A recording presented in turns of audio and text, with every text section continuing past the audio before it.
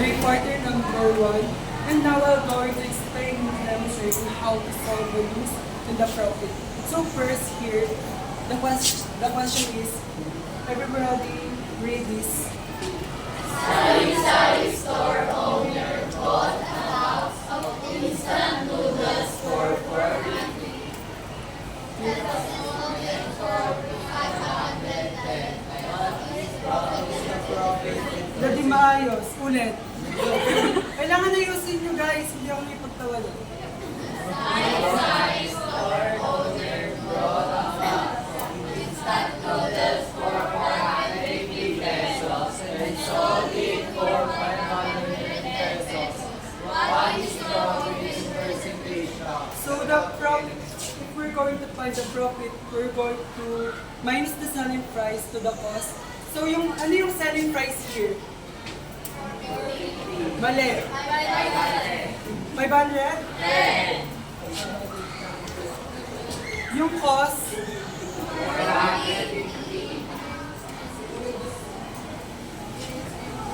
Magkano lahat? Tama. So the cost here is the cost. Ay, the profit pala. What?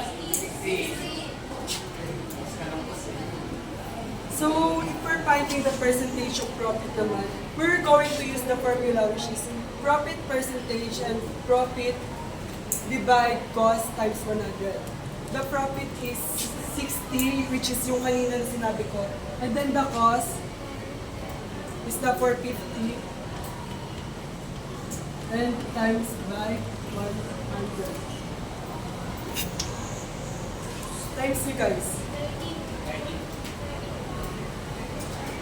30 point 33 lang. 13.33 yung sagot ah. Bakit may 13.33? So the profit here is 60 pesos and the profit percentage here is 13.33%. For the question number 1. And for add ko lang, kapag ang result ay positive, yun ay profit. Kapag ang result naman ay negative, yun yung loss. Gets? Yes. Jenny bought a bag for 850 pesos and sold it for 590 pesos during a garage sale. Did she gain or lose money by how much? What is the percentage loss? So yung formula na gagamitin natin kapag hinahanap yung loss is yung cost price minus selling price. So magkano ba yung cost price dito? Ano? 870. Mali. Ano?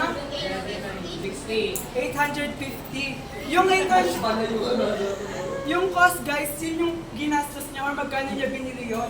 Yung selling price naman, ito yung kung magkano niya binenta. 850 minus 790. So 60. 60 yung lose na nawala or nag-gain ba siya or nag-lose ng money? Magkano? Galing nyo. So, kapag hinahanap naman yung percentage ng loss, we're going to use the formula which is loss divide cost times 100. So, yung nawala yung pera is 60 pesos and then i-divide natin siya by yung cost or kung magkano niya binili. Magkano? 850. 850, di ba? So, i-divide natin sila times 100. Magkano? 7.06. Balik ka. Ano?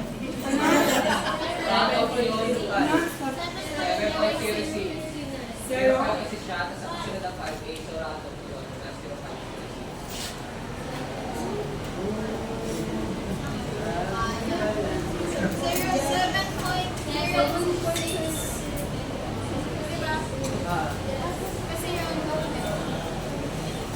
Tama, 0.06, di ba?